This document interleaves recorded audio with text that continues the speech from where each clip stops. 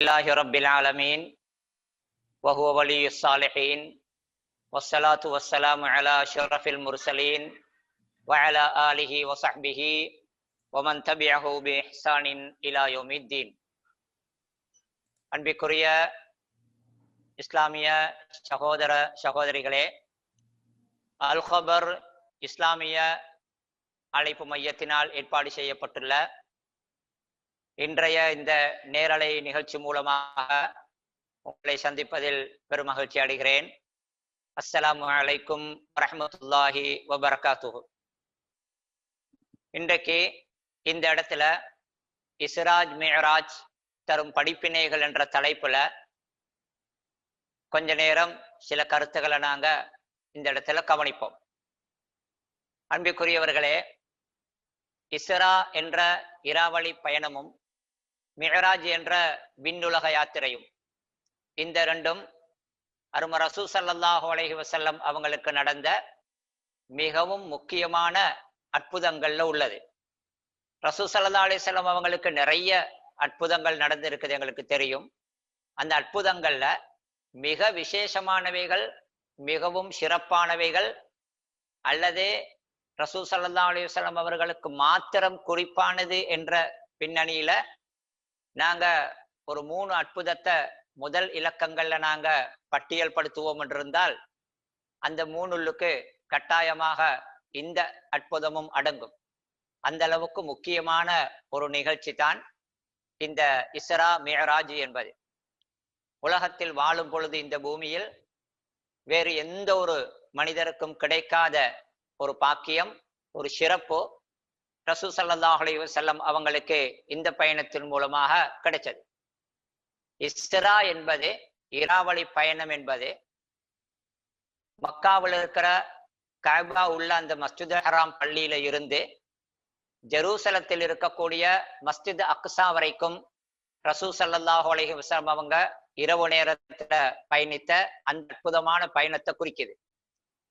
அது முடிஞ்சு ரசூல் ஸல்லல்லாஹு அலைஹி வஸல்லம் அவங்க 7 வானங்களையும் தாண்டி மேற்கொண்ட அந்த பயணத்துக்கு மிஅராஜ் என்று சொல்லப்படுது.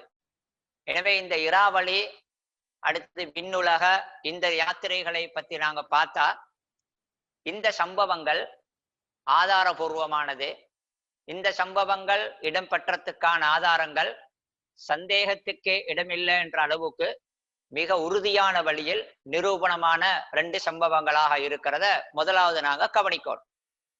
இதுல அந்த இஸ்ரா என்கிற மஸ்ஜித் ஹராம் இருந்து மஸ்ஜித் அக்ஸா வரைக்கும் இரவில் போன அந்த பயணம் அல் குர்ஆன்ல மிக தெளிவாகவே சொல்லப்பட்டிருக்குது. 17வது அத்தியாயம் சூரத்துல் இஸ்ராவுல 1வது ஆயத்துல சுப்ஹானல்லதி அஸ்ரா பி அப்திஹி லைலன் மினல் மஸ்ஜிதில் ஹராமி இலல் மஸ்ஜிதில் அக்ஸல்லதி பாரக்னா ஹவ்லஹு லினுரியஹு மின் ஆயாத்தினா என்கிற அந்த ஆயத்துல அல்லாஹ் தெளிவாக சொல்லி இருக்கிறார். அடுத்தது, இத்துடன் குர்ஆனில் அப்படி சொல்லி இருப்பதுடன் நிறைய ஹதீஸுகளும், ஆதாரபூர்வமான ஹதீஸுகள் இந்த பயணத்தை உறுதிப்படுத்துது. அடுத்து மிஅராஜ் என்கிற அந்த பயணம், விண்ணுலக யாத்திரையும் கூட சந்தேகத்துக்கே இடமில்லாத உறுதியான முத்தவாத்திர் என்று சொல்லப்படக்கூடிய, சந்தேகம் வைக்க வழியே இல்லாத உறுதியான ஆதாரபூர்வமான ஹதீஸுகள் மூலம் நிரூபணமாகி இருக்குது. மட்டுமல்ல, அந்த மிஅராஜுடைய பயணத்தை குர்ஆன்லையும் சில ஆயத்துகள் சுட்டி காட்டுவதாக பல பேர் விளக்கம் சொல்லி இருக்கிறாங்க. 53வது அத்தியாயமாகிய சூரத்து நஜ்முல 13ஆம் 14ஆம் ஆயத்துகள் வலக்கது ரஆஹு நஸ்லத்தன் உஹ்ரா இந்த சித்ரத்தில் முன்தஹா என்கிற அந்த ஆயத்தை இந்த சம்பவத்தில் மிஅராஜில் நடந்த ஒரு விடயத்தை தான் அது குறிக்குது என்கிறத பல பேர் சொல்லி இருக்கிறாங்க. எனவே இந்த 2 பயணங்களும் குர்ஆன் ஹதீஸ் மூலமாக சந்தேகத்துக்கே இடமில்லாத உறுதியான முறையில் நிரூபணமாகின சம்பவங்களாக இருக்கிறத பார்க்கலாம். இந்த இஸ்ரா மிஅராஜை பொறுத்தவரையில ஹிஜ்ரத்துக்கு முன்னால மக்காவில் நடந்த சீரா சம்பந்தப்பட்ட சம்பவங்களில் இந்த 2 சம்பவங்களை பற்றி வந்திருக்கும் அளவுக்கு அதிகமான ஹதீஸுகள் வேற எந்தொண்ட பத்தியும் வந்தில்லை. சஹீஹு புகாரியும் சஹீஹு முஸ்லிம்ல மட்டும் 25க்கும் அதிகமான ஹதீஸுகள் இது சம்பந்தமாக வந்திருக்கிறதாக ஒரு ஆய்வாளர் சொல்லி இருக்கிறார். அதிகமான சஹாபாக்கள் இந்த சம்பவத்தை பத்தி அறிவிச்சிருக்கிறாங்க. அவர்களை தொட்டும் அவர்களது அறிவிப்பின் மூலமாக ஹதீஸுகள் வந்திருக்கிறதையும் எங்களுக்கு பார்க்கலாம். எனவே இவ்வளவு முக்கியமான விசேஷமான ஆதாரபூர்வமான இந்த சம்பவங்களை பற்றி நாங்க இந்த இடத்துல ஒரு ஈமானிய பின்னணியிலையும் ஒரு அறிவுபூர்வமான இல்முடைய பின்னணியிலையும் ஆதாரபூர்வமான முறையில் ஒரு அறிவுபூர்வமான அடிப்படையில் ஒரு ஈமானிய பின்னணியில் இந்த சம்பவங்களை பற்றிய சில விடயங்களை நாங்க இந்த இடத்துல விளங்குறதுக்கு முயற்சி செய்வோம். ஏண்டா இந்த சம்பவங்களை பொறுத்தவரையில இஸ்ரா மிஅராஜ் என்கிற இந்த சம்பவங்களை பொறுத்தவரையில ஒரு சாரார் பகுத்தறிவுவாதிகள், பகுத்தறிவுக்கு இது ஒத்து போகல, அறிவுக்கு இது புலப்படல என்ற காரணங்களை சொல்லிக்கொண்டு இதை மறுக்கிறவங்க இருக்கிறாங்க. அன்றைக்கும் இருந்தாங்க, இன்றைய உலகத்திலும் இருக்கிறாங்க. எனவே அப்படி ஒரு சாரார் இதை மறுக்கும் ஒரு சூழலில் இன்னும் ஒரு சாரார் இந்த இஸ்ரா மிஅராஜ் சம்பவத்தை வைத்து அந்த குருட்டுத்தனமான ஆன்மீகம் பேசும் ஒரு சாரார் தாங்களும் மிஅராஜ் போனதாகவும் தங்களுக்கும் மிஅராஜ் என்கிற சம்பவம் நடந்ததாக சொல்லிக்கொண்டும், அதே போன்று இன்னும் சிலர் இந்த இஸ்ரா மிஅராஜ் சம்பந்தமாக தாம் ஏதோ கற்பனை கதை எழுதுறது மாதிரி அது சம்பந்தமாக நடந்ததாக பல இல்லாத ஆதாரம் இல்லாத இட்டுக்கட்டப்பட்ட சம்பவங்களையும் அதனோட சம்பந்தப்படுத்திய அதுக்குள் நடந்த நிகழ்வுகளையும் சொல்லிக் கொண்டிருக்கிறதையும் நாங்க பார்க்கலாம். எனவே ஒரு சாரார் இந்த சம்பவத்தை ஒரு பகுத்தறிவுவாதிகள் என்று சொல்லி அந்த பகுத்தறிவுவாத சிந்தனையில் மூழ்கி ஒரு சடவாத சிந்தனையின் பின்னணியில் ஒரு சாரார் இந்த சம்பவங்களை மறுக்க, இன்னும் ஒரு புறத்தில் ஒரு சாரார் இந்த சம்பவங்களை வைத்து இதன் அடிப்படையில் தானும் அப்படி தனக்கும் நடக்குது இந்த அற்புதங்கள் என்று சொல்லி வாதாடுவதும், இந்த சம்பவங்களை பற்றி ஆதாரம் இல்லாத விடயங்களை நிறைய சொல்லுவதையும் இதுகளையும் நாங்க பார்க்கிறோம். எனவே இஸ்ரா மிஅராஜை பற்றி நாங்க பேசும் பொழுது அந்த சம்பவங்கள் நடந்ததுடைய நிரூபணத்தை பற்றி பேசுறதோட அதனுடைய பாடங்கள் படிப்பினைகள் பலதையும் நாங்க இந்த இடத்துல பார்ப்போம். இன்னும் ஒரு புறத்துல இந்த இஸ்ரா மிஅராஜ் என்கிற இந்த சம்பவங்கள் இதுல உள்ள தத்துவங்கள் என்ன, இதில் இருக்கும் உண்மைகள் அல்லது இது உள்ளடக்கியிருக்கும் தத்துவங்கள் என்ன, அடுத்தது நாங்க அதுல படிக்க வேண்டிய பாடங்கள் என்ன என்ற பின்னணியிலையும் இதுல சில விஷயத்தை நாங்க பார்க்க வேண்டி இருக்குது. ஏண்டா ரசூல் ஸல்லல்லாஹு அலைஹி வஸல்லம் அவங்களோட வாழ்க்கை பொதுவாக எங்களுக்கு முன்மாதிரி. அந்த வாழ்க்கையில் ஒவ்வொரு சம்பவங்களிலையும் நிறைய படிப்பினைகளை எடுத்து அதை நாங்க அதன் மூலம் எங்களோட வாழ்க்கையை நாங்க சிறப்பாக்கி கொள்ள வேண்டிய தேவை இருக்க, அதிலும் விசேஷமாக இது மாதிரி முக்கியமான சம்பவங்கள் அப்படி இருக்க ஒரு சாரார் நாங்க பார்க்கிறோம் இந்த மாதிரி அற்புதமான சம்பவங்கள் புதினங்களை வைத்து அதிலிருந்து அதை படிக்காமல் அல்லது அதனுடைய விவரங்களை புரியாமல் அதிலிருந்து பாடங்களை பெறாம அந்த சம்பவங்களை அடிப்படையாக வைத்து நூதனமான அமல்களையும் கொண்டாட்டங்களையும் கொண்டாடுறதை நாங்க பார்க்கிறோம். இன்றைக்கும் எங்கட முஸ்லிம் சமூகத்துல ஒரு சாரார் இருக்கிறாங்க, இந்த மிஅராஜுடைய தினம் என்ற ஒரு குறிப்பிட்ட தினத்தை வைத்து அந்த தினத்துல நோன்பு பிடிப்பது சுன்னா என்று மிஅராஜுடைய நோன்பு என்று மார்க்கம் சொல்லாத ஒரு நூதனமான ஒரு நோன்பை அவர்கள் அனுஷ்டிப்பதையும் அதே போன்று இந்த தினத்தை கொண்டாடுவதையும், இந்த மிஅராஜ் சம்பவத்தை வைத்து மௌலிதுகள் போன்ற அந்த கவிதைகளை இயற்றி அதை ஒரு இபாதத்தாக கருதி அதை படித்து வருவதையும் இப்படியெல்லாம் நாங்க எங்களோட சமூகத்துல பார்க்கிறோம்.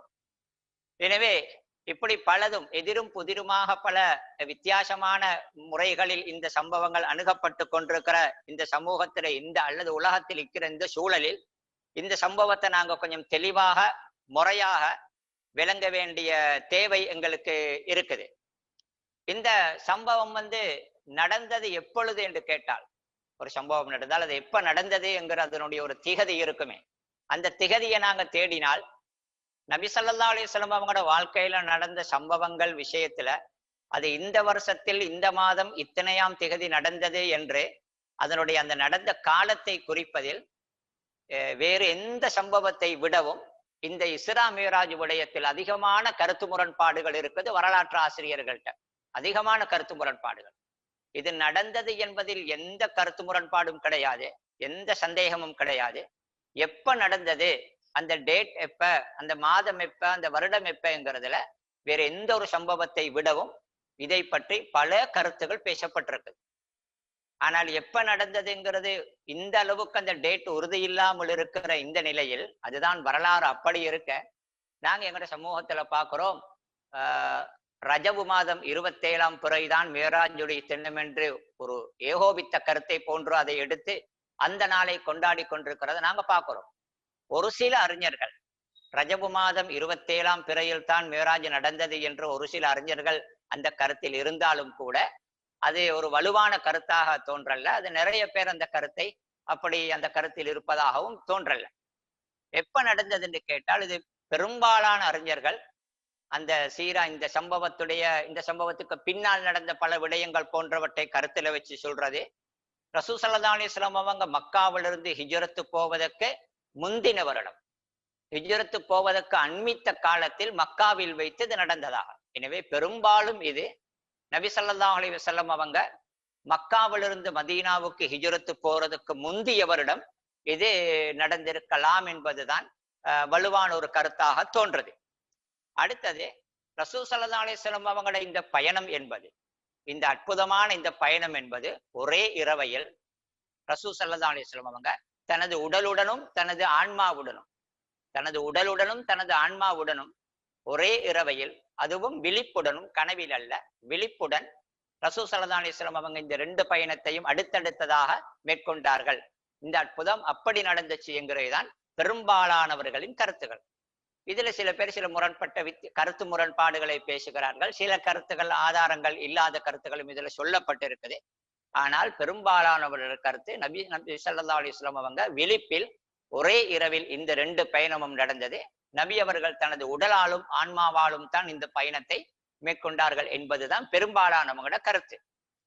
எனவே இந்த முக்கியமான அற்புதமாக இருக்கிற இந்த சம்பவத்தை நாம் முந்தி சொன்ன மாதிரி, ஒரு சாரார் பகுத்தறிவுவாத சிந்தனையின் பின்னணி உள்ளவர்களினால் பாதிக்கப்பட்டவர்கள் அல்லது அந்த கருத்தில் இருப்பவர்கள், இது நடக்க சாத்தியமா, இது நடக்கலாமா, ஒரு மனிதனுடைய உடல் இப்படி ஒரு அதாவது அண்ட வெளியில் இவ்வளவு தூரம் வளிமண்டலத்தையும் தாண்டி இவ்வளவு தூரம் வானங்களையும் தாண்டி போகலாமா, அல்லது இவ்வளவு வேகமாக போகலாமா, இது சாத்தியமா என்ற அமைப்பில் யோசிக்கிறவர்கள், இதை மறுப்பவர்கள் இருக்கிறார்கள். ஆனால் தற்காலத்தில் ஓரளவு விஞ்ஞானத்தின் முன்னேற்றத்தின் காரணமாக காலம் பிந்த முன்பு இருந்ததை விட இது கொஞ்சம், இந்த மறுப்பு கொஞ்சம் குறைந்திருப்பதையும், அல்லது இந்த பயணத்தின் சாத்தியப்பாடு கொஞ்சம் மறுப்பவர்களில் ஒரு சாராரை ஏற்றுக்கொள்ளலாமோ என்று நினைக்கும் அளவுக்கு விஞ்ஞானம் இன்றைக்கு முன்னேற்றம் அடைந்திருக்குது. மனிதன் வேகமாக பயணம் பண்ணுகிறான். இந்த மனிதன் வளிமண்டலத்தை தாண்டி சந்திரனுக்கு போனதாகவும் சொல்வதாக இருக்கும். அதை ஏற்றுக்கொள்ளும் உலகம். அப்படி என்றிருந்தால் ஒரு சாதாரண மனிதர்கள் இதை செய்ய முடியும் என்றிருந்தால் அல்லாஹ்வின் தூதருக்கு இதை செய்யலாம் என்பதை போன்றோர் அமைப்பில் ஒரு அளவான ஒரு இதை ஏற்றுக்கொள்ளும் ஒரு பக்குவத்துக்கு வந்திருக்கும் ஒரு நிலையை சிலரிடத்தில் பார்க்கலாம். அது எப்படியோ, இது குர்ஆன் சுன்னாவின் அடிப்படையில் மிக தெளிவான ஆதாரங்களில் நிரூபணமாகிய ஒரு பயணம். அடுத்தது, இந்த பயணம் பகுத்தறிவு ஒத்துக்கொள்ளவில்லை அல்லது பௌதீக விதிகளுக்கு புறம்பாக இருக்கின்றது அப்படி என்று சொல்லிக்கொண்டு இந்த பயணம் நடந்திருக்க முடியாது என்று சொல்வது முற்றிலும் பிழையான ஒன்று. காரணம் என்னவென்றால், இது அற்புதம் என்றாலே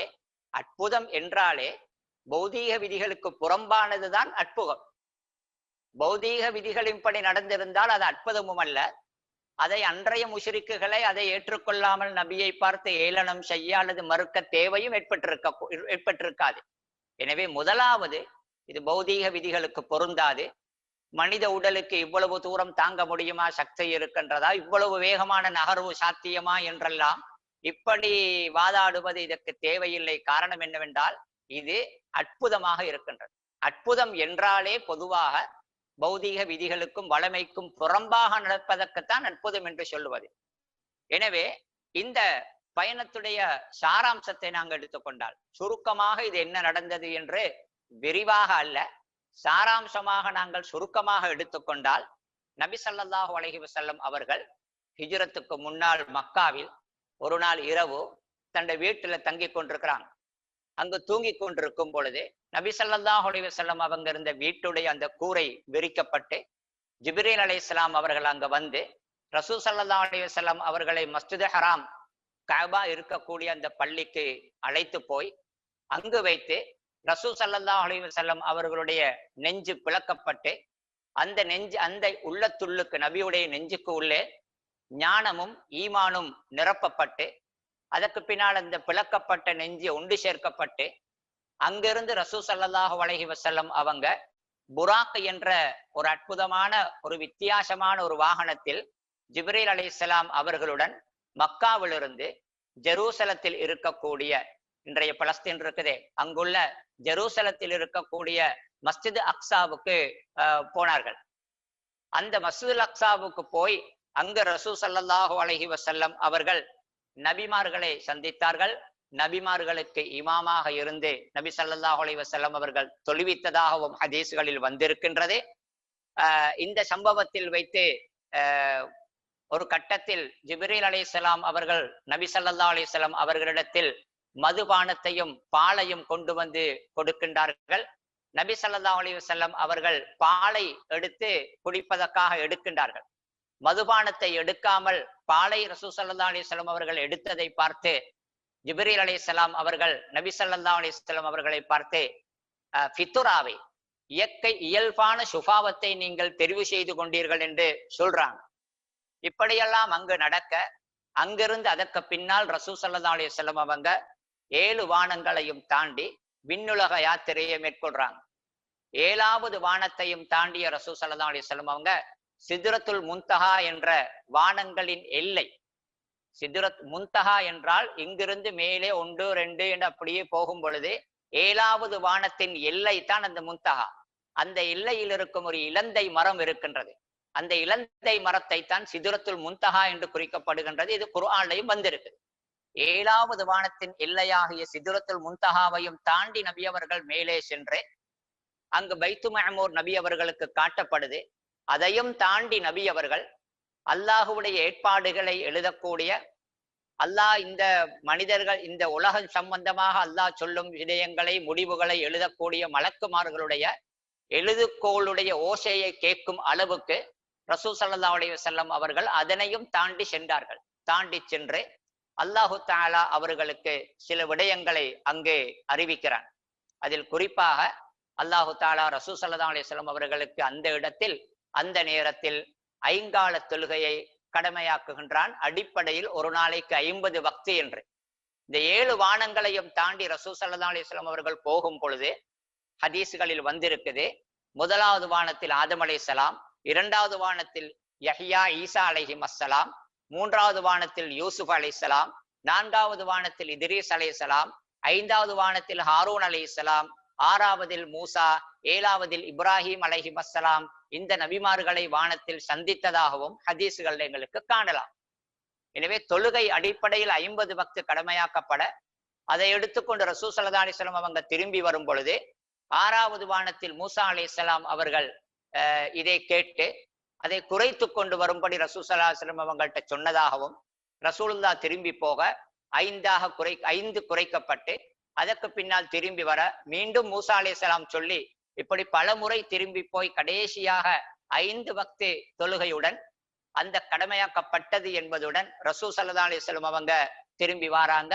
அதே இரவையிலே ரசூல் ஸல்லல்லாஹு அலைஹி வஸல்லம் அவங்க மக்காவுக்கு வந்துடுறாங்க. அந்த விண்ணுலக யாத்திரையின் போது ரசூல் ஸல்லல்லாஹு அலைஹி வஸல்லம் அவங்க சுரக்கத்தை நரகத்தை கண்டதாகவும் நரகத்தில் சில முக்கியமான அல்லது சில குறிப்பிட்ட பாவங்களுக்கான தண்டனைகள் கொடுக்கப்படுவதை ரசூல் ஸல்லல்லாஹு அலைஹி வஸல்லம் அவர்கள் கண்டதாக, அதாவது அனாதை பிள்ளைகளின் சொத்துக்களை அநியாயமாக சாப்பிடுபவர்களுக்கு கொடுக்கப்படும் தண்டனை, விபச்சாரம் புரிந்தவர்களுக்கு கொடுக்கப்படும் தண்டனை, இது போன்ற சில குறிப்பிட்ட பாவங்களுக்கு கொடுக்கப்படும் தண்டனைகளை கண்டதாகவும் இந்த மிஅராஜ் இஸ்ராவுடைய சம்பவங்கள்ல வந்திருக்கிற அறிவிப்புகளை பார்த்தா எங்களுக்கு புரிஞ்சு கொள்ளலாம். இந்த இஸ்ரா மிஅராஜ் என்கிற இந்த அற்புதங்கள் இந்த சம்பவங்கள்ல உள்ள தத்துவங்கள் என்ன, அது எங்களுக்கு உணர்த்தக்கூடிய உண்மைகள் என்ன, அடுத்தது அதிலிருந்து நாங்கள் படிக்க வேண்டிய பாடங்கள் என்ன என்ற அமைப்புல நாங்க சிந்திச்சோம் என்றிருந்தால் இதுல நிறைய விஷயங்கள் இருக்குது. அதுல முதலாவது, இந்த சம்பவம் என்பது அல்லாஹுடைய வல்லமைக்கான ஒரு அத்தாட்சி. அல்லாஹ் நினைத்தால் எதையும் சாதிப்பான். நாங்க விளங்கி இருக்கிற இந்த பௌதீக விதிகளுக்கு புறம்பாக அல்லாஹ் நினைத்தால் வேண்டியதை செய்யும் ஆற்றல், நினைத்ததை முடிக்கும் ஆற்றல் அல்லாஹ்வுக்கு இருக்குது என்பதற்கான ஒரு அடையாளமாக, ஆதாரமாக இந்த சம்பவத்தை கொள்ளலாம். ஏண்டா இந்த இஸ்ராவை அல்லாஹ் குர்ஆனில் சொல்லும் பொழுது அல்லாஹ் அதை எப்படி சொல்லுகின்றான் என்றால், சுப்ஹானல்லதி அஸ்ரா பி அப்திஹி, அவனது அடியானை இரவு நேரத்திலே கொண்டு போன அல்லாஹுவை துதிப்பதாக துதியுங்கள். அப்படின்றால் இந்த பயணத்தை இப்படி செய்ய வைத்த அல்லாஹு தூய்மையானவன். அல்லாஹுவை தஸ்பீஹ் செய்யுங்க, அல்லாஹுவை துதியுங்க. அந்த அல்லாஹ்வுக்கு நிகர் இல்லை, அந்த அல்லாஹுடைய சக்திக்கு எல்லை இல்லை, அவன் ஒருவனே தான் நாயன், அவன் முழுமையானவன் என்று அல்லாஹுவை துதிக்கும்படி அல்லாஹ் சொல்லுகின்றான். காரணம், அந்த அளவுக்கு இது அல்லாஹுடைய சக்தியையும் வல்லமையையும் காட்டுவதற்கான ஒரு சம்பவமாக இருக்குது. அடுத்தது, இது ஏன் நடந்தது அப்படின்னு கேட்டால், இதுல அல்லாஹ் சூரா இந்த இஸ்ராவுல அந்த இஸ்ராவை பற்றி சொல்லும் பொழுது எதற்காக இந்த பயணம் நடந்தது, எதற்காக ரசூல் ஸல்லல்லாஹு அலைஹி வஸல்லம் அவர்கள் கொண்டு போகப்பட்டார்கள் என்று சொல்லும் பொழுது, லினுரியஹு மின் ஆயாத்தினா, அந்த ஒன்றைத்தான் சொல்றான் அல்லாஹ் சுருக்கமாக, எமது அத்தாட்சிகளில் சிலதை அவருக்கு காட்டுவதற்காக என்று. அல்லாஹுடைய அத்தாட்சிகளை காட்டுவதற்காக என்றால் அல்லாஹ் நிறைய அத்தாட்சிகளை காட்டினான். அல்லாஹுடைய இந்த விஷாலமான அண்ட சராசரங்களையும் இந்த பெரிய இந்த அல்லாஹு தாலாவுடைய படைப்புகளையும் அல்லாஹ் காட்டினான். சொர்க்கம் நரகம் என்று 7 வானங்கள் என்று எல்லாவற்றையும் அல்லாஹு தாலா நபிக்கு காட்டினான். எனவே அல்லாஹுடைய இந்த விஷாலமான ஆட்சியை, அவனது அதிகாரத்தை, அவனது பிரமாண்டமான இந்த படைப்பை அல்லாஹ் நபி அவர்களுக்கு கண்ணால் பார்க்க வைத்தான். ஏன் அல்லாஹ் பார்க்க வைத்தான் அப்படின்னு இருந்தால், அல்லாஹ் நபிமார்கள் அவங்களோட தவா பயணத்தில் நிறைய சவால்களை எதிர்கொண்டார்கள், நிறைய பிரச்சனைகளையும் எதிர்கொண்டார்கள்.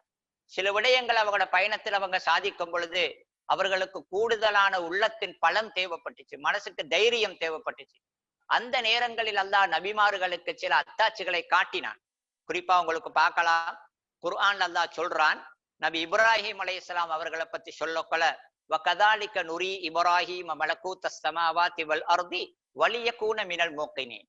வானம் பூமியுடைய அல்லாஹுடைய ஆட்சியை அல்லாஹு தஆலா இப்ராஹிம் அலைஹிஸ்ஸலாத்துக்கு காட்டினான் என்பதை சொல்லக்கொள்ள சொல்றான், வலியகூன மினல் மூக்கினீன், மிக உறுதியுள்ளவர்கள் என்றுமாக அவர் ஆகிவிடுவதற்காக. எனவே அவர்களுடைய அந்த ஈமானிய உறுதியை இன்னும் உறுதிப்படுத்த, இன்னும் பலப்படுத்துவதற்கு அல்லாஹ் நபிமார்களுக்கு அத்தாட்சிகளை காட்டி இருக்கிறார். மூசா அலைஹிஸ்ஸலாத்துக்கு அல்லாஹ் சொல்றான் அவரை பத்தி, லினுரியக மின் ஆயாத்தினல் குப்ரா, எங்களுடைய பெரிய அத்தாட்சிகளை உங்களுக்கு காட்டுவதற்காக என்று சொல்றான். எனவே நபிமார்களுக்கு அல்லாஹு தாலா எப்படி அவனது வல்லமையை, அவனது பிரமாண்டமான ஆட்சியை, அவனது சக்தியை, அதனுடைய வெளிப்பாடுகளை அல்லாஹ் அவர்களுக்கு காட்டி, அவர்களது பயணத்தில் அவர்கள் தளர்ந்து போகாமல் கூடிய உளப்பலத்துடன் தைரியத்துடன் அவர்கள் பயணிக்கிறதுக்கு அல்லாஹு தாலா அவர்களுக்கு ஏற்பாடு செய்து வைத்தான். இந்த பின்னணியில ரசூல் ஸல்லல்லாஹு அலைஹி வஸல்லம் அவர்களுக்கு இந்த சம்பவம் நடந்ததற்கான காரணத்தை நாங்க ஓரளவு பார்த்தால், ரசூல் ஸல்லல்லாஹு அலைஹி வஸல்லம் அவங்களோட உள்ளத்துக்கு ஒரு ஆறுதலாகவும், நபியுடைய உள்ளத்தை பலப்படுத்தி இன்னும் கூடுதலாக தைரியப்படுத்துறதுக்கும் உள்ள ஒரு சம்பவமாக இது இருந்திருக்கிறதுக்கு வாய்ப்பு இருக்குது. காரணம் என்னாண்ட எங்கள் எல்லாருக்கும் தெரியும், மக்காவில் வைத்து நபி ஸல்லல்லாஹு அலைஹி வஸல்லம் அவங்க பகிரங்கமாக பிரச்சாரம் செய்ய தொடங்கியதுல இருந்து ரசூல் ஸல்லல்லாஹு அலைஹி வஸல்லம் அவர்களுக்கும் அவர்களுடைய தோழர்களுக்கும் நிறைய சங்கடங்கள், தடங்கல்கள் அல்லது எதிரிகளினால் தொல்லைகள், நிறைய கஷ்டங்கள் வந்துச்சு. சொல்லி முடிக்க முடியாத பெரிய துயரங்களுக்கும் கஷ்டங்களுக்கும் அவங்க முகம் கொடுத்தாங்க. அதில் அப்படி ஒவ்வொரு வருடம் 2 வருடம் என்று கழிந்து நுபுவத்து 10ஆம் ஆண்டு ரசூல் ஸல்லல்லாஹு அலைஹி வஸல்லம் அவங்க நபியா தெரிவு செய்யப்பட்ட 10ஆம் ஆண்டில் மக்காவில் இருக்கும் பொழுது ரசூல் ஸல்லல்லாஹு அலைஹி வஸல்லம் அவங்க தாயிஃபுக்கு போறாங்க. மக்காவில் தனக்கு ஒரு போதிய ஒரு பலமான ஆதரவு கிடைக்கல. எனவே அடுத்த மக்காவுக்கு அண்மையில் இருக்கும் பெரிய நகரமாகிய தாயிஃபுக்கு போய் அங்கு மக்களை தௌவா செய்வதற்காகவும், அங்கு தனக்கு ஆதரவு கிடைத்தால் அது தனது தௌவாவுக்கு ஒரு பலமாக இருக்கும் என்ற ஒரு எதிர்பார்ப்புல தன் ஒரு முயற்சியாக ரசூல் ஸல்லல்லாஹு அலைஹி வஸல்லம் அவங்க தாயிஃபுக்கு போறாங்க. தாயிஃபுக்கு போய் 10 நாள் தங்கி இருக்கிறாங்க. தங்கி இருந்து அங்கிருந்த முக்கியமான தலைவர்கள் எல்லாரையும் சந்திக்கிறாங்க. சந்தித்து தன்னுடைய தௌவாவை முன்வைக்கிறாங்க. ஆனால் யாருமே இஸ்லாத்துக்கு வரல, ஒருவராவது இஸ்லாத்துக்கு வரல. எனவே தாயிஃபின் முயற்சி கடுமையான தோல்வி. அதுல ரசூல் ஸல்லல்லாஹு அலைஹி வஸல்லம் அவர்கள் நோவிக்கப்படுகிறார்கள், துன்புறுத்தப்படுகிறார்கள், ஏளனம் செய்யப்படுகிறார்கள். இப்படி தாயிஃபிலிருந்து தோல்வியாக ரசூல் ஸல்லல்லாஹு அலைஹி வஸல்லம் அவங்க மக்காவுக்கு திரும்பி வராங்க. அந்த தாயிஃப் பயணம் முடிஞ்ச கொஞ்ச நாட்களிலேயே ரசூல் ஸல்லல்லாஹு அலைஹி வஸல்லம் அவங்கள இந்த தவ்வாவில் மக்காவில் அந்த ஆரம்பத்தில் அந்த தவ்வா கட்டத்தில் அந்த ஹிஜ்ரத்துக்கு முன்னால் உள்ள அந்த மக்காவுடைய தவ்வா காலத்தில் ரசூல் ஸல்லல்லாஹு அலைஹி வஸல்லம் அவர்களுக்கு ஒரு துணையாக ஒரு பலமாக இருந்த 2 பேரும் மௌத்தாகிறாங்க. ஒருத்தர் அபூ தாலிப், ரசூல் ஸல்லல்லாஹு அலைஹி வஸல்லம் அவர்களுடைய தந்தையுடைய சகோதரன், பெரியப்பா. ரசூல் ஸல்லல்லாஹு அலைஹி வஸல்லம் அவருடைய தவ்வாவுக்கு அவர் ஒரு விதத்தில் பாதுகாப்பாக இருந்தார். அவர் இஸ்லாத்துக்கு வரவில்லை, ஈமான் கொள்ளவில்லை என்பதுதான் வலுவான கருத்து.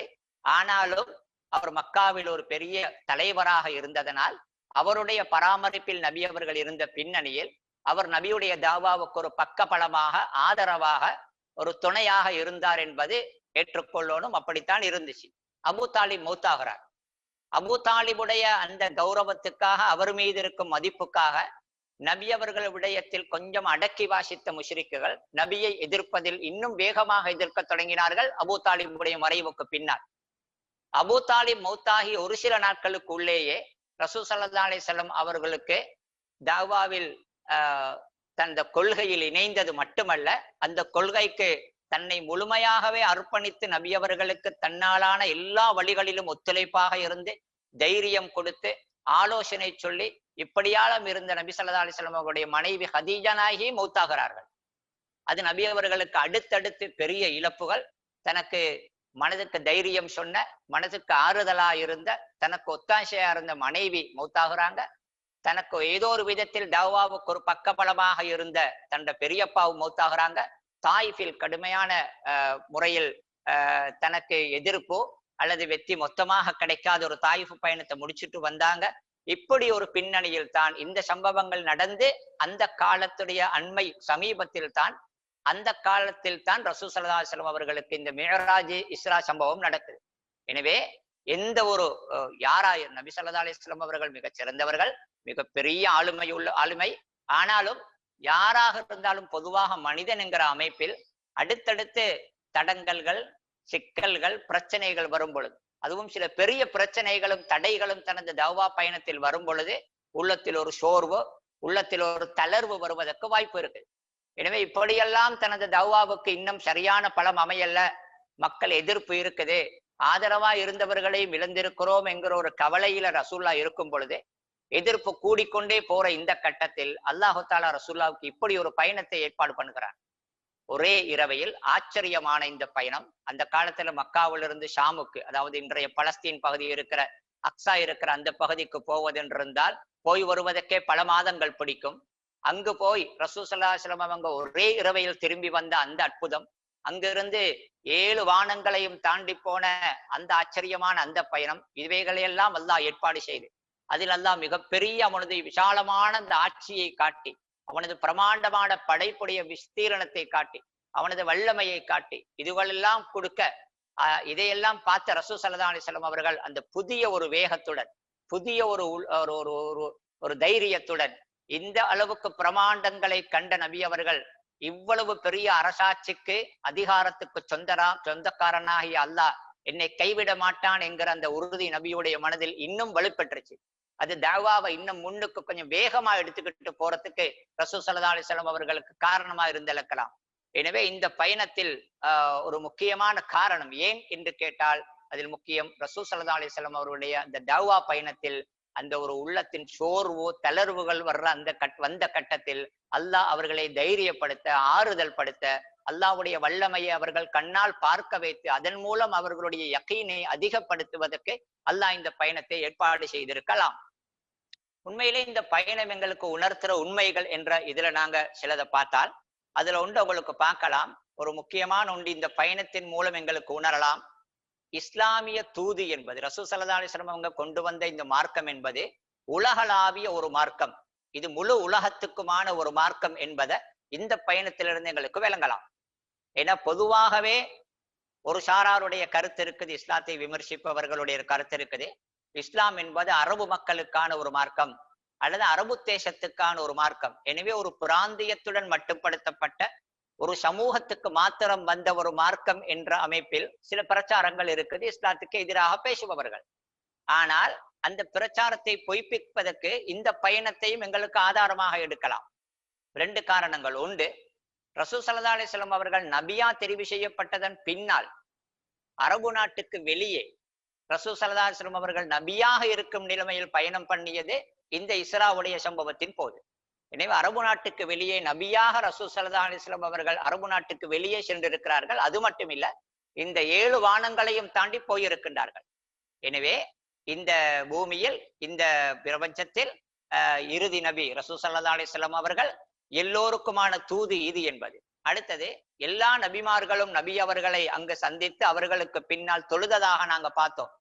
அப்ப ரசூல் ஸல்லல்லாஹு அலைஹி வஸல்லம் அவர்கள் எல்லா நபிமார்களுக்கும் தலைவராக இமாமாக இருந்திருக்கின்றார்கள் என்றிருந்தால், மற்ற எல்லா நபிமார்களும் இந்த நபியை துயருபவர்கள் என்ற ஒரு கருத்தும், அதன் அடிப்படையில் அந்த நபியின் உம்மத்துகளும் இந்த நபியை துயர வேண்டியவர்கள் என்பதும். எனவே இந்த நபி ஸல்லல்லாஹு அலைஹி வஸல்லம் அவர்கள் நபியா தெரிவு செய்யப்பட்டதன் பின்னால் வேறு எந்த ஒரு மார்க்கத்தை சேர்ந்தவர்களா இருந்தாலும், அது அல்லாஹு தஆலா இறக்கிய வேதத்தின் பின்னணியில் வந்த மார்க்கங்களாக இருந்தாலும் சரி, அவர்கள் அனைவருமே இந்த நபியை ஈமான் கொண்டு இந்த மார்க்கத்தை ஏற்றுக்கொள்ள வேண்டும். அவர்கள் எல்லோருக்குமாக சேர்த்துத்தான் இவர்கள் நபி என்ற அந்த இஸ்லாம் ஒரு உலகளாவிய மார்க்கம், உலகத்துக்கு பொதுவான மார்க்கம் என்ற அந்த செய்தியை இந்த பயணம் எங்களுக்கு உணர்த்துது. அதுல இன்னொன்றையும் பார்க்கலாம். எங்களுக்கு அது கொஞ்சம் விரிவாக பேசுறதுக்கு உள்ளது. இந்த பயணத்தின் மூலமாக இன்னும் ஒரு உண்மை எங்களுக்கு புலப்படுது. என்னாண்டால், சூரத்து இஸ்ராவுல இந்த ஆரம்ப ஆயத்தில் இந்த பயணத்தை பற்றி அல்லாஹ் சொல்லிட்டு ஒரே ஒரு ஆயத்து தான் அங்க வருது. அதற்கு பின்னால் யூதர்களை பற்றி நிறைய பேசப்படுது. யூதர்களுடைய அநியாயங்கள், அவர்கள் செய்த பிழைகள், இவைகளை பற்றி பேசப்பட்டு அல் குர்ஆன் நேர்வழி காட்டுது என்கிற கருத்தும் அங்க சொல்லப்படுது. இதை எதை உணர்த்தது என்றால், அதுவரைக்கும் அந்த யூதர்களிடம் இருந்த இந்த மத அடிப்படையிலான ஒரு தலைமைத்துவம் போன்ற அவர்களுடைய ஆதிக்கம் அல்லது அவர்களுடைய தலைமைத்துவம் முடிவுக்கு வருது. இதுக்கு அடுத்ததாக இஸ்லாம் தான் அந்த இடத்தை பிடிக்க போகுது. எனவே இஸ்லாம் தான் இந்த தலைமைத்துவத்தை ஏற்றுக்கொள்ள போகுது என்கிற அந்த அடுத்த ஒரு கட்டம் வருது என்கிற அந்த உண்மையையும் இது உணர்த்தது. இந்த சம்பவத்துக்கு பின்னால் ஹிஜ்ரத் நடக்க, அதற்கு பின்னால் இஸ்லாம் வேகமாக வளர, இந்த நபி ஸல்லல்லாஹு அலைஹி வஸல்லம் அவங்க இந்த இஸ்ரா போன இந்த நிலங்களும் கூட இஸ்லாமிய ஆட்சிக்குள்ள வந்ததையெல்லாம் அதைத்தான் எங்களுக்கு உணர்த்துறதாகவும் இருக்குது. அடுத்தது இன்னொரு விஷயத்தை பார்க்கலாம். இந்த சம்பவத்தில் நடந்த விடயங்களின் பின்னணியில் சில பாடங்கள் என்று நாங்க பார்க்கிறதாக இருந்தால், இதுல வந்த ஒரு சம்பவம் இருக்குது. இதில் ஒரு கட்டத்தில் ஜிப்ரீல் அலைஹிஸ்ஸலாம் அவங்க ரசூல் ஸல்லல்லாஹு அலைஹி வஸல்லம் அவங்கள்ட்ட பாலையும் மதுவையும் நீட்டுறாங்க. ரசூல் ஸல்லல்லாஹு அலைஹி வஸல்லம் அவங்க இயல்பாகவே பாலைத்தான் எடுக்கிறாங்க, பால் கிண்ணத்தை தான் எடுக்கிறாங்க. அப்ப ஜிப்ரீல் அலைஹிஸ்ஸலாம் சொல்றாங்க, ஹுதீத இலல் ஃபித்ரா அல்லது இஹ்தர்தல் ஃபித்ரா, நீங்கள் ஃபித்ராவை தெரிவு செய்து கொண்டீர்கள் என்று. ஃபித்ரா என்றால் மனிதனுடைய இயற்கை சுபாவம். இயல்பாகவே மனிதன் எதை விரும்புகிறான், எதை ஆசைப்படுகிறான், எதன் மீது அவனுக்கு விருப்பம் இருக்குது என்கிறது தான் அந்த ஃபித்ரா என்கிறது. பொதுவாகவே மனிதன் ஃபித்ராவுடைய அடிப்படையில் மனிதன் உதாரணமாக உண்மையை விரும்புகிறான், பொய் பேசுவதை வெறுக்கிறான். அதே போன்று மனிதனுக்கு சில தேவைகளும் ஆசைகளும் இருக்கின்றது, அதை நல்ல வழியில் அதை நிறைவேற்றிக் கொள்ள விரும்புகிறான். மனிதனுடைய உடல் தேவைகள் இருக்கின்றது, அவனுடைய ஆன்மாவின் தேவைகள் இருக்கின்றது. அந்த தேவைகளை முறையாக மனது நல்ல வழியில் விரும்பும் வழியில் நிறைவேற்றிக் கொள்வதற்கான வழிகள் ஃபித்ரா. எனவே ரசூல் ஸல்லல்லாஹு அலைஹி வஸல்லம் அவர்கள் இந்த ஃபித்ராவை தெரிவு செய்து கொண்டார்கள் என்பது எதை காட்டுகின்றது என்றால், இஸ்லாம் என்பது ஒரு மனிதனுடைய இயற்கை சுபாவத்துடன் இயல்பு மனநிலையுடன் ஒத்துப்போகக்கூடிய ஒரு மார்க்கம் என்பதை காட்டுது. இது இஸ்லாத்துடைய மிக முக்கியமான ஒரு சிறப்பு.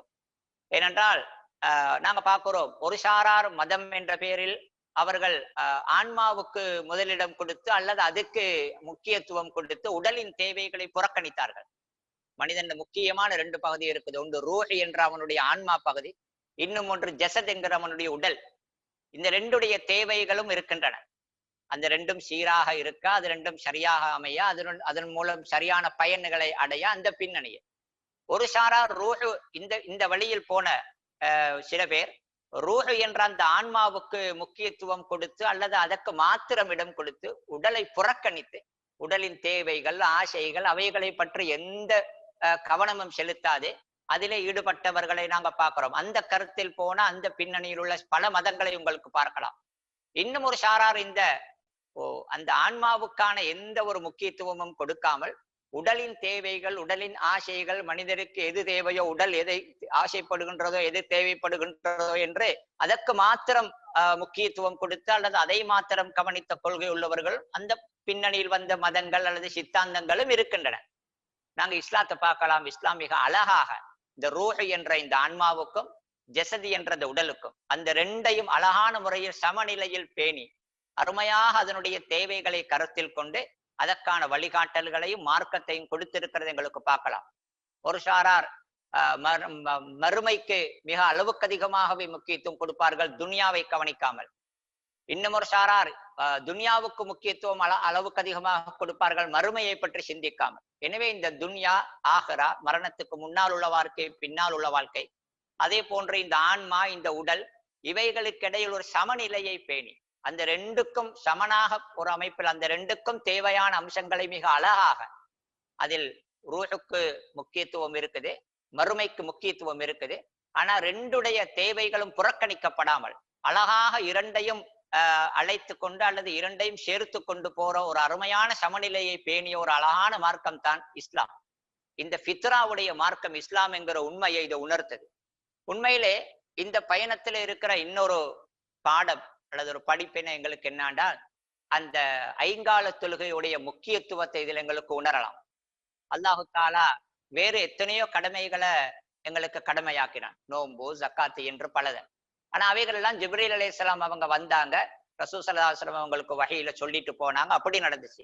அல்லாஹு தாலா இந்த ஐங்கால தொழுகையை இப்படி ஒரு ஆச்சரியமான அற்புத பயணம் ஒன்றை நபி அவர்களுக்கு ஏற்பாடு செய்து 7 வானங்களையும் தாண்டி போன நபி அவர்கள் அந்த இடத்தில் நபி அவர்கள் அல்லாஹ் தவனுக்கு அறிவிப்பதை செவிமடுக்கிற அல்லது கேட்ட வஹி கொடுக்கப்பட்ட அந்த இடத்தில் ரசூல் ஸல்லல்லாஹு அலைஹி வஸல்லம் அவர்களுக்கு அல்லாஹ் இதை கொடுக்கின்றான் என்றிருந்தால் இந்த தொழுகை என்பது முக்கியமானது, அல்லாஹ் கொடுத்த ஒரு பரிசு, ஒரு வெகுமதி, அது மிக மதிப்பானது என்கிறது, அது முக்கியமானது என்கிறத உணர்த்துற ஒரு உண்மையை இந்த விஷயத்தில் எங்களுக்கு பார்க்கலாம்.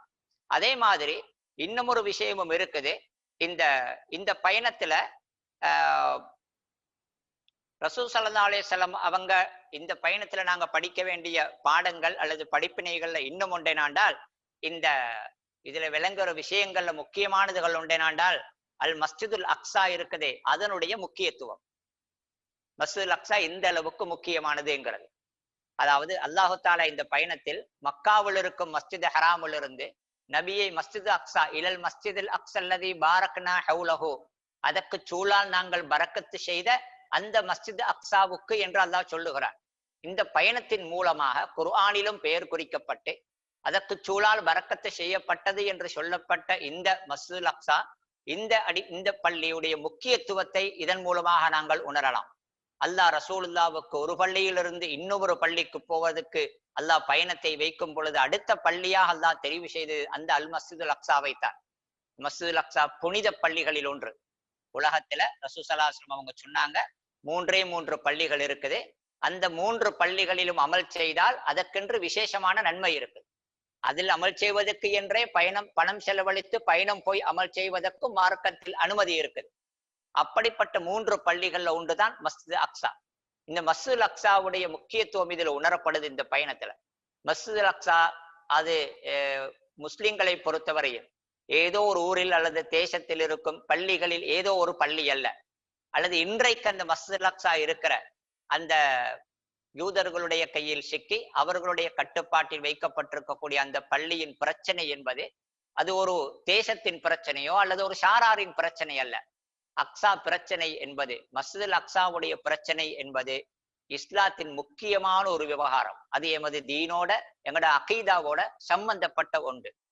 பல வருடங்களாக எமது கையிலிருந்து விடுபட்டு அடுத்த வன்னியவர்களின் கையில் சிக்கி இருக்கக்கூடிய இந்த மஸ்ஜிதுல் அக்ஸாவுடைய முக்கியத்துவத்தை இந்த பயணத்தின் மூலமாக நாங்கள் உணரலாம். எனவே இது நாங்க கவனிக்க வேண்டிய ஒரு பிரச்சனை. இது முஸ்லிம் உம்மாவின் ஒரு பிரச்சனை, எங்களுடைய அகீதாவுடன் தீனுடனும் சம்பந்தப்பட்டத ஒரு பிரச்சனை. மஸ்ஜிதுல் அக்ஸா நபி அவர்கள் இஸ்ரா போன இடம், அடுத்தது ஒரு காலத்தில் முஸ்லிம்களுக்கு தொழுகையில் கிப்லாவாக இருந்த ஒரு இடம். குறிப்பாக மதீனாவுக்கு ஹிஜ்ரத்து வந்த ஆரம்ப காலத்துல சுமார் 17 மாதங்கள் 1.5 வருட காலங்கள் ரசூல் ஸல்லல்லாஹு அலைஹி வஸல்லம் அவங்க இந்த மஸ்ஜிதுல் அக்ஸாவை முன்னோக்கித்தான் தொழுகைகள்ல தொழுதாங்க. எனவே எங்களோட 2 கிபிலாக்களில் ஒரு கிபிலா, நபி அவர்கள் இஸ்ரா போன ஒரு பள்ளி, அல்லாஹ் குர்ஆனில் அதை சிறப்புப்படுத்தி சொல்லப்பட்டிருக்கும் இந்த பள்ளி. இந்த பள்ளியுடைய முக்கியத்துவம், இதனுடைய சிறப்பு நபி சொல்லி இருக்கிறாங்க. அதனுடைய முக்கியத்துவத்தை இது உணர்த்தது. இந்த பின்னணியில இன்றைக்கும் நாங்க இஸ்ராவை பற்றி பேசும் பொழுதெல்லாம், குறிப்பாக இந்த மஸ்ஜிதுல் அக்ஸாவை பற்றிய அந்த பிரச்சனை எங்களுக்கு அதை நாங்க கவனம் எடுக்கணும். ஏனென்றா இன்றைக்கு எப்படி நிலைமை என்றால், இதனுடைய பிரச்சனை வளர்ந்து வரும் சமூகத்துக்கு தெரியாது. அதை ஆக்கிரமித்திருப்பவர்களுடைய அந்த அவர்களுடைய சதி நடவடிக்கைகள் மூலமாக அல்லது அவர்களுடைய துல்லியமான திட்டத்தின் மூலமாக முஸ்லிம் உலகத்தில் இந்த பிரச்சனை மறக்கப்பட போகும் ஒரு நிலைமையை போன்று இருப்பதை நாங்கள் பார்க்கலாம். என்னதான் இருந்தாலும் கூட இது மறக்க முடியாது, விட்டு கொடுக்க முடியாத, கவனிக்கப்பட வேண்டிய ஒன்று. எனவே எமது வளர்ந்து வரும் சமூகங்களும் மற்றவர்களும் இது உணரணும், இதனுடைய முக்கியத்துவம் உணரப்படணும். இதில் எமக்கு இருக்கக்கூடிய அந்த உரிமை, அந்த உண்மை அது உணரப்படணும். அதற்கு மஸ்ஜிதுல் அக்ஸாவுடைய சிறப்பையும் முக்கியத்துவத்தையும் உணர்த்தக்கூடிய இந்த பயணம் எங்களுக்கு இதை பற்றி பேசும் பொழுது இந்த இன்றைய மஸ்ஜிதுல் அக்ஸாவுடைய இந்த பரிதாபமான நிலைமையும் இது கவனிக்கப்பட வேண்டிய ஒன்று, இது மறக்கப்படக்கூடாத ஒன்று. இதற்கான முயற்சிகள் விடப்படக்கூடாது என்ற அந்த ஒரு கவனத்தை நாங்க எடுக்கிறதுக்கும் இதை உதவுறதுக்கு தேவைப்படுது. அடுத்ததாக எங்களுக்கு பார்க்கலாம், இந்த பயணத்துல ரசூல் ஸல்லல்லாஹு அலைஹி வஸல்லம் அவங்க இந்த பயணத்தை பண்ணியது, அதை முடித்தது, அதற்கு பின்னால் நடந்தவைகள், இவைகளை பார்த்தால் எங்களுக்கு உள்ள பாடங்கள்ல இன்னும் ஒன்றை பார்க்கலாம். இந்த மாதிரி மார்க்க சம்பந்தப்பட்ட விடயங்களில் அதை ஏற்றுக்கொள்வது, அதை நம்புவது போன்ற விடயத்தில் எமக்கு எந்த அளவுக்கு முன்மாதிரிகள் சஹாபாக்களில் இருந்தார்கள் என்பது. ரசூல் ஸல்லல்லாஹு அலைஹி வஸல்லம் அவங்க ஒரே இரவையில் இந்த ஆச்சரியமான இந்த பயணத்தை முடிச்சுட்டு வராங்க.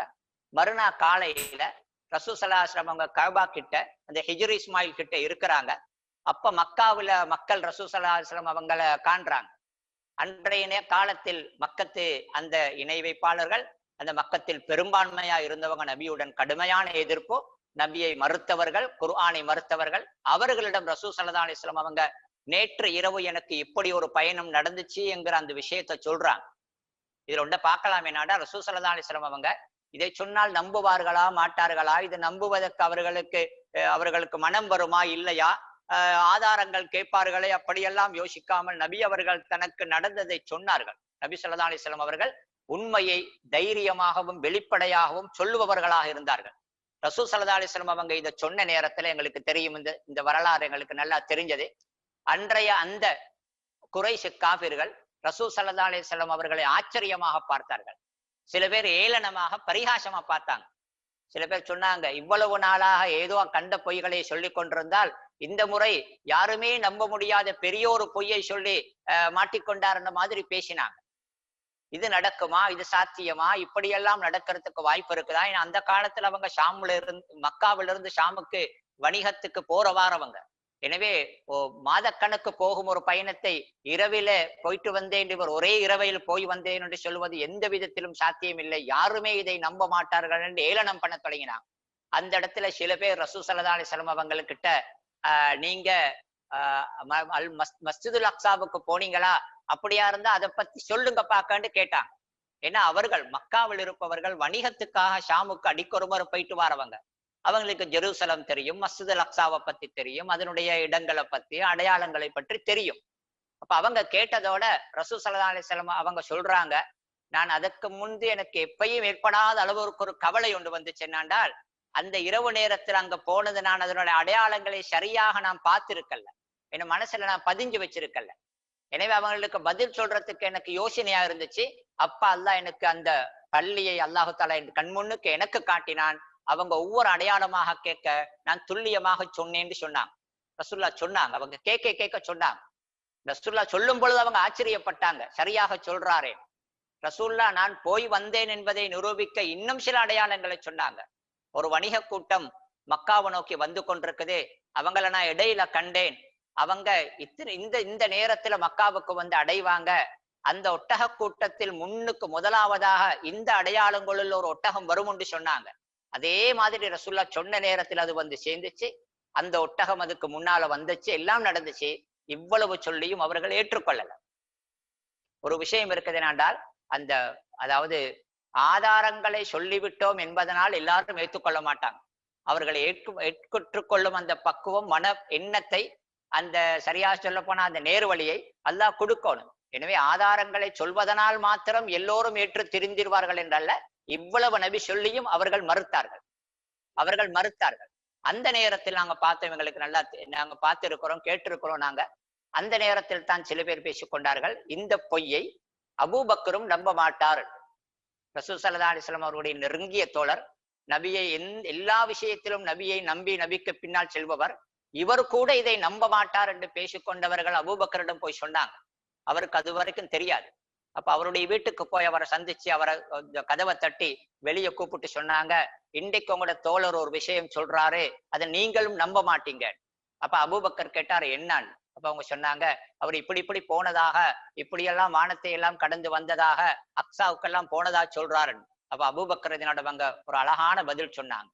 ஒரு முஃமின் எப்படி இருக்கணும், வஹியை நம்புவதிலும் நபியுடைய செய்திகளை நம்புவதிலும் நபி சொன்னவைகளை ஏற்றுக்கொள்ளுதலும் ஒரு முஃமின், உண்மையான முஃமின், ஒரு முழுமையான முஃமின் எப்படி இருக்கணும் என்பதற்கு ஒரு சிறந்த முன்னுதாரணமா இருந்தாங்க.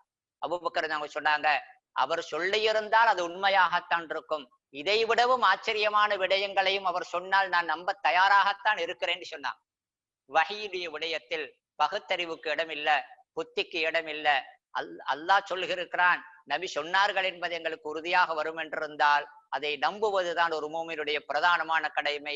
அதை நம்பத்தான் வேண்டும்.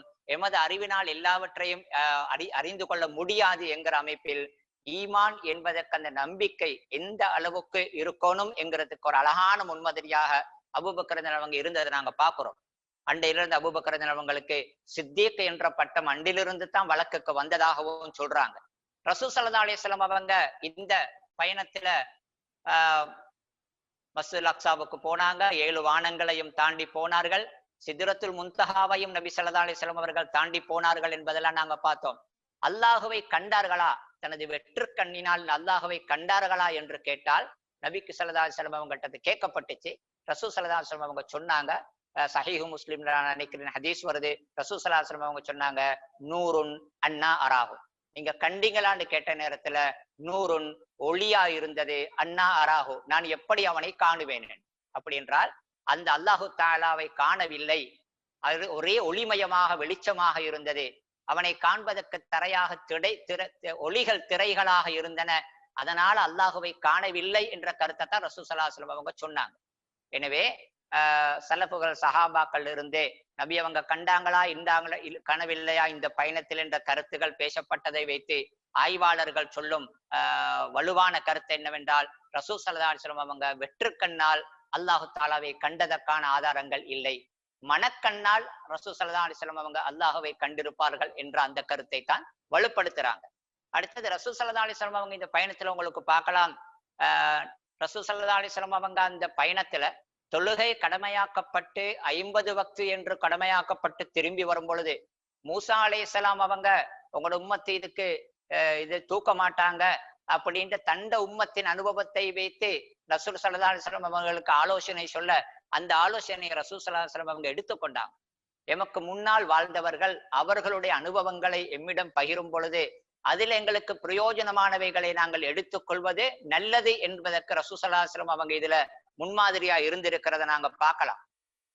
அடுத்தது இந்த சம்பவ விஷயத்துல நாங்க இன்னும் ஒரு முக்கியமான விஷயத்தை விளங்கணும் என்னாண்டால், அதாவது இந்த சம்பவம் நான் ஏற்கனவே சொன்னேன், இஸ்ரா மிஅராஜ் என்ற இந்த அற்புதங்கள் இந்த இரண்டுமே பொதுவாக குர்ஆன் சுன்னா மூலமாக நிரூபணமானவைகள், சந்தேகத்துக்கே இடமில்லாத ஆதாரங்கள் மூலமாக உறுதியாக வந்தவைகள், அதுல சந்தேகம் இல்லை.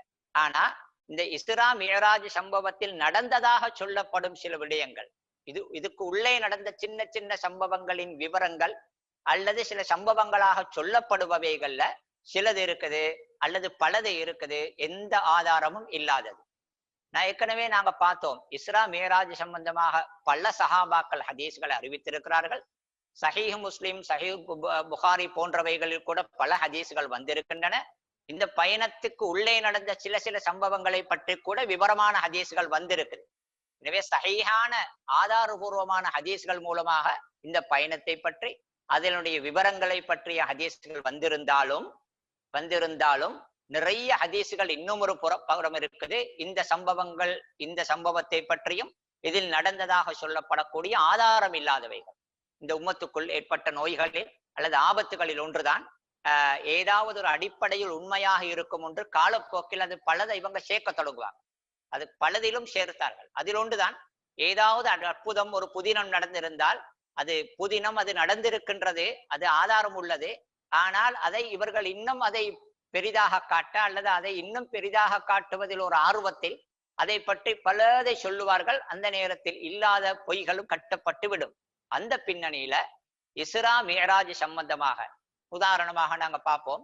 இந்த ரசூல் ஸல்லல்லாஹு அலைஹி வஸல்லம் அவங்க மக்காவிலிருந்து மஸ்ஜிதுல் அக்ஸாவுக்கு போகும் பொழுது புராக் என்ற ஒரு வாகனத்துல போனதாக சொன்னேன். சஹீஹுல் புகாரியில் ஆதாரபூர்வமான ஹதீஸ் வருது. அந்த புராக் என்ற அந்த பிராணி, அந்த வாகனம் வித்தியாசமானது, புதினமானது. ரசூல் ஸல்லல்லாஹு அலைஹி வஸல்லம் அவங்க அதை பத்தி சொல்ல சொன்னாங்க. அது ஒரு வெள்ளை நிற பிராணி. அது கோவேறு கழுதையை விட சிறியது, கழுதையை விட பெரியது. அதனுடைய வித்தியாசங்கள்ல உண்டென்றால் அதனுடைய ஒரு எட்டுக்கும் மறு எட்டுக்கும் இடையில் உள்ள தூரம் கண்ணு கெட்டிய தூரம். சாதாரணமா இப்படி காலை தூக்கினா ஒரு குதிரை அடுத்த வைக்குமே, தூக்கினா வைக்கிறது ஒரு எட்டு. இந்த புராக்கு எப்படி என்றிருந்தால் முன்காலை தூக்கினால் அடுத்ததாக அது வைக்கும், அதனுடைய கண்ணு கெட்டிய தூரத்துக்கு வைக்கும். எனவே சாதாரணமாக பார்வைக்கு புலப்படும் தூரம் இருக்குதே, அந்த அளவுக்குத்தான் அடுத்த எட்டை வைக்கும். எனவே அந்த அளவுக்கு வேகமாக மின்னல் போகக்கூடிய ஒரு மின்னல் வேகத்தில் போவதை போன்ற ஒரு ஆச்சரியமான மிருகம். புராக்கை பற்றிய இந்த தகவல்கள் சஹீஹான ஹதீஸ்கள்ல வந்திருக்குது. ஆனால் அது போக இந்த புராக்கு ஏன் வந்தது, எப்படி வந்தது, ஏன் அல்லாஹ் அனுப்பினான், அதுக்கு பிறகு என்ன நடந்தது, அது எல்லாம் பற்றி நிறைய செய்திகள் வந்திருக்குது. ரசூல் ஸல்லல்லாஹு அலைஹி வஸல்லம் அவங்க விண்ணுலக யாத்திரை போனார்கள். 7 வானங்களை தாண்டி போனாங்க. புராக்கள் போனார்கள் மஸ்ஜிதுல் ஹராம்ல இருந்து மஸ்ஜிதுல் அக்ஸாவுக்கு என்பது ஹதீஸ்கள் மூலமா விளங்குது.